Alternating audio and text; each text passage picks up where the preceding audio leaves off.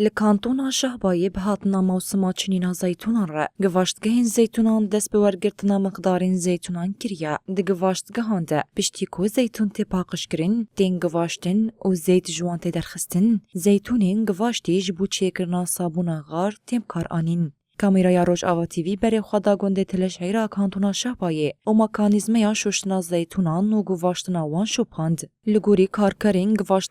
گواشتگاه گنده تلش هیر بو کوچبانان رد با آلیکار او زیتی در باسی حلب و شامی جدکن.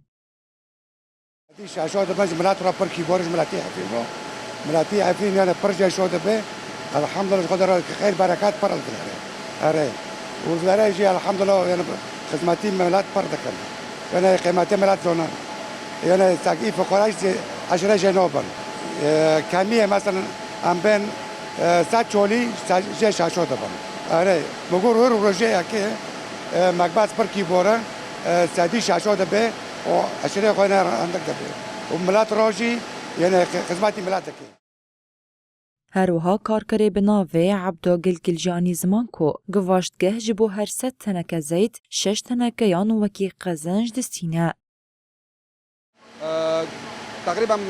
شغلی 8 عمولا ام لور کوردکن سر مقبضی ام سبیت 2 ساعت هفته 8 ویدکن حتی ام شودیر گرم دکن گرم دبه معنی گچه انتاجی گندرم داره هر عجانات گرم به انتاجی خورنده به ولو داره یعنی نسبت کی تقریبا